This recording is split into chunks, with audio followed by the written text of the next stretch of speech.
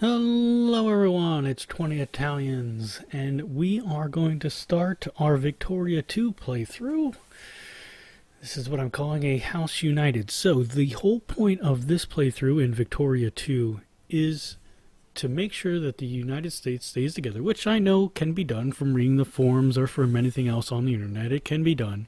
I have 17 hours of experience with Victoria 2 compared to Europa Universalis 4 or Crusader Kings 2, where I have much more experience. So if you are here from the tutorial, welcome. We are going to get more in depth, even if you're not here from the tutorial, from watching my basic tutorial. We are going to go more in depth as to, as far as my knowledge is, as to how each of the features in Victoria 2 works. It is different than the other three, really. It's different from Hearts of Iron 4, different from Europa Universalis 4. It's different from Crusader Kings 2. It's a different beast. It's a different type of thing that you're doing here in the grand strategy of the 100 years from 1836 to 1936. So right now, what is happening in North America? Well, a couple things here, actually. Texas is its own independent country. It is currently fighting a war with Mexico for their independence. And as you can see up here, something that I didn't cover in the tutorial, Mexico is trying to colonize Colorado. So this is something I didn't cover in the tutorial. What we can do in Victoria 2 is that you can colonize, you can create protectorates, you can send expeditions, and so you can you colonize the blank spaces in the map. You colonize them that way. You send expeditions, then you create forts. It's a step-by-step process. So what we're going to do here is that we're going actually to compete with Mexico for Colorado. And already you can see that the next step here, send colonists. We've sent an expedition. We have just invested, so we have to wait until April for the next investment to occur to send colonists. The problem becomes you cannot let the other country get ahead of you. You can't let them establish a protectorate before you, so you have to keep an eye on it. What we can also do, we can actually kind of just litter this whole land with protectorates. We are using up our colonial power. You see that cost 80 to do. Right now we have 118. It's up here in the upper left. We have 118 colonial power available to us. So we are just going to start to pepper this. And what it does, it's not per province, it's not per state, I guess if you want to call that, or per province, really. It is per state that we're looking at here. So we can really try to hem in Mexico. And we're going to do that, hopefully right like this, by claiming these three border areas. One of the things we have to be aware of with the United States is our relationship with Great Britain. Right now, it's pretty poor. I believe in the tutorial, which is this is what it's starting off from, that save. I believe in the tutorial that, yeah, we did raise their opinion of us, and that is necessary. We need to keep them on our good side, especially when we declare manifest destiny, so that they don't get all upset up here in Canada and attempt to take us over. Alright, so we're running fine. Our budget's fine. That was from the tutorial. Remember to always balance your budget whenever you start a game. I do not run Vic 2 very fast, mostly because... well, that didn't work. What the hell? Mostly because I don't really know how to play it very well. Alright, so request military access. No, decline. Alright, what's going on here? We're spending on constructions here. So we are going to... Whoa! No one's getting any of their needs. We'll pull that back. I know that's going to put us more into debt. Well, actually, going to bump that all the way up to the poor. 100% tax, which is actually only 37% tax. As you can see, the effective tax there. And we'll bring our clipper convoys. I'll bring those down. We're still good.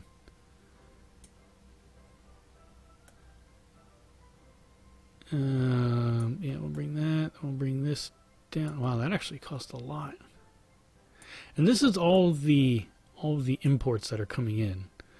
So we are, yeah, our military costs are high. I wonder what made that jump. I think it's really because, what is going on here? I have never had this happen. I don't know what's going on. Yeah, we'll let it play out. See what happens. There we go. And that's something you always have to do. You can't just set it and then, kind of leave it. You have to make sure that you have, what I want to say, that you let it go through so that you can see what's being produced and what's happening.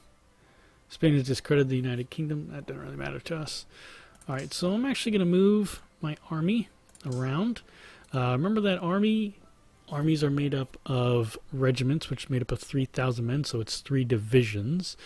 It's actually not really true. A regiment by this time and really up through the Civil War and probably, I don't even know if it is still today, but this time period, regiments in America were 1,000 men. Put 3 regiments together, you get a division. But here they're not doing it that way. But that's all right, Can't all be right all the time. Let's see here. All right, so Mexico is not coming to me for anything else on these colonies right now. So our diplomacy is going up. Like I said, we have a lot of ships. I don't really tend to use the ships all that much. But I do want to see the United Kingdom again. Can we form an alliance? They not. Sorry, I decline. Increase relationships with them again. We are prioritizing, yes, we are bringing people into our sphere. Haiti is very important to me, and it'll become pretty obvious. Well, I'll just tell you, I'm going to annex Haiti. The reason is, we need, what my strategy is going to be, and I don't know if this is the right strategy, but what my strategy is going to be is basically what should have happened is to limit slavery to where it's already at, which is basically in the South here, and resort to popular sovereignty whenever those come about, and then I'll throw them a bone down here. I'll give them the slave state of Haiti once I annex it. Don't worry, I'll fabricate a claim and everything. All right, so we're actually running a huge surplus here, so I can bump that back up. And bump that up, bump that up.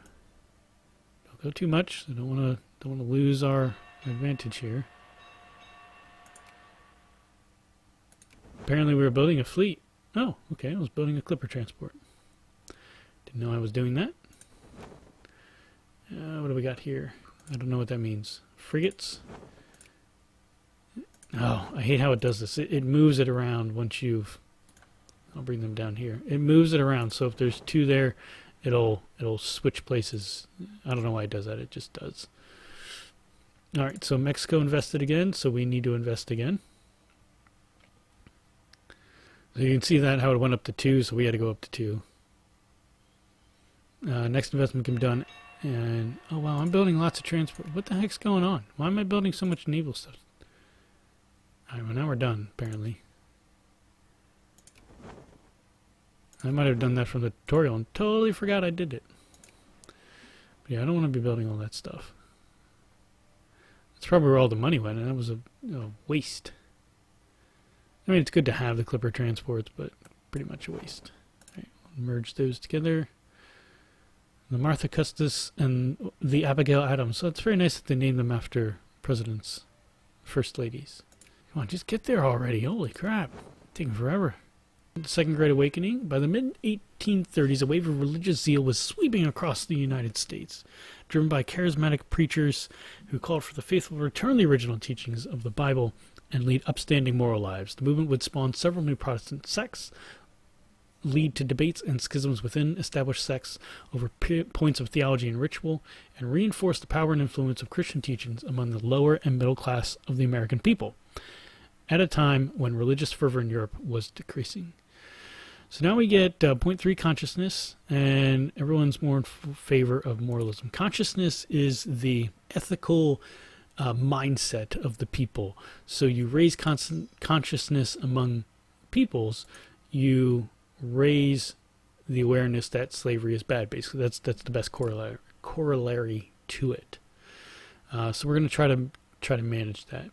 At this time in America in 1836, Andrew Jackson, the hero of New Orleans, the Battle of New Orleans during the War of 1812 against the British, is the president. He's the one that pretty much brought in and inaugurated, I guess, if you want to call it that way, the practice of the spoil systems, the meritocracy to America. He's the one that brought that into the White House and into politics. So everyone can thank Andrew Jackson for all this glad handing and patting on the back, and Chris Christie supporting Donald Trump because he wanted a position in his government, probably. All right, Southern Belle, clad in a white dress, toast to Dixie. So this is the problem in America, is that way there's what paradox is that they split the populations nationalities of those in America between Yankees in the north and the Dixie population in the south. So we have these competing ideals. So we can use this consciousness. We can either bring it to the aristocrats or to the craftsmen and laborers. And we'll let the aristocrats handle it that time. Consciousness is a tricky thing. I probably didn't explain it correctly, so I know someone out there will probably correct me about it. One of the things you notice, we're now number 7 in the world in great powers. So we go to great powers, we see that we are now ahead of the Ottoman Empire with our score. If we were to probably to build a couple more regiments, we would actually a couple more ships. We'd be able to jump in front there. But we are not going to do so because I don't really have the money for it. What we do need to do, yeah, I want to look at production here. All right, so we are substituting in Massachusetts canned goods. Canned goods we need for our stockpile, so I want to continue to subsidize that. Glass we need for our national focus on consumer goods, or basically alcohol. So eventually we'll get one of those coming in. So it looks like we're importing coal, or we don't have enough of it. Let's see what projects we got. I don't really want to spend, well, that's only 470, so I'll spend the rest of that. Invest in that. 85, I definitely invest in those two. Yep. Pennsylvania wants to build a railroad. And New York, good. Bring that down, gentlemen. Come on. So we do have investors. I don't have to invest everything in it, but it does take a while sometimes. Bankrupt. So we're going to open this factory. This is something that we're allowed to do. And we'll subsidize the importation of coal for them. Alliance offer, yes, the USCA. So United States of Central America. This will allow us to have 2 fronts on Mexico whenever we decide to declare war on them. And, oh, okay, I should be able to invest on the 23rd. And this will cost me how much? Let's wait for it to tick by. What do we also do? 40. Haiti and Hawaii are coming up. Okay, good. We're getting there. Underground Railroad. All right, so this is the problem in America right now. What do we do with slavery, basically? Shreveport has recently developed into a hotbed of railroad activity for the Underground Railroad. That is the commutation of slaves from the south to the north so that they can be free. We leave it be, but this brings militancy to the population, which we don't want down in Dixie. Or we can shut it down, which just brings all consciousness, brings them up. But it's only by 0.1, so we'll shut it down. We'll abide by the laws of America right now. It's a colonial competition. All right, free staters, this is also the other issue. During the most intense days of slavery debate, some abolitionists organized emigration to the territories of Kansas and Nebraska in order to prevent these territories from being admitted into the Unionist slave states.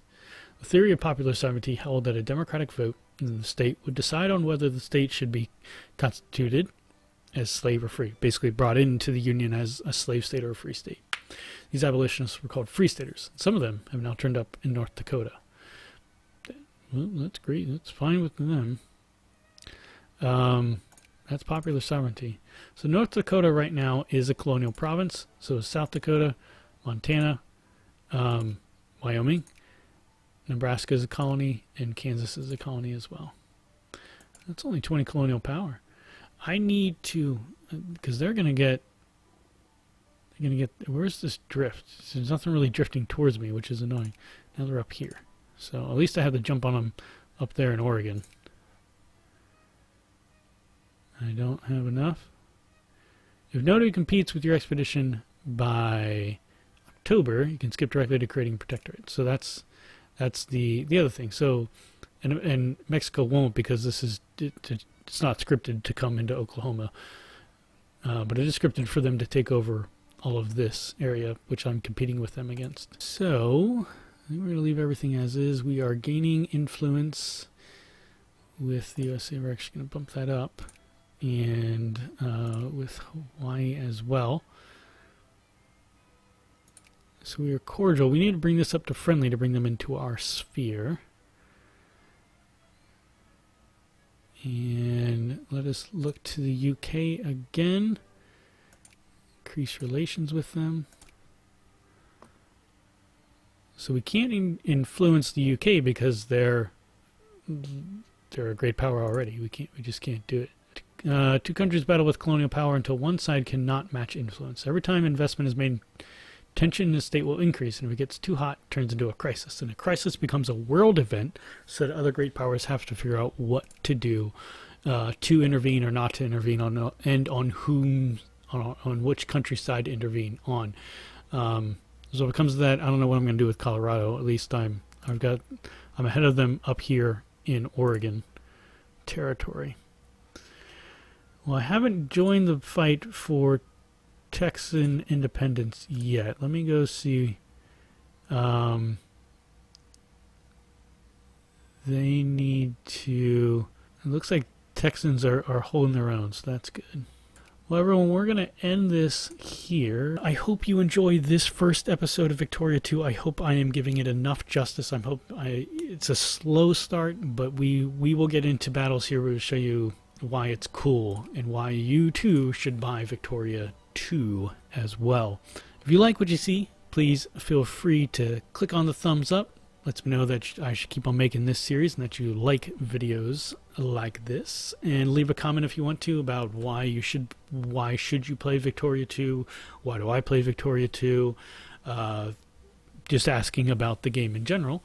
And maybe I'll answer them there, or we'll answer them further down the road, either in a video or in another comments section.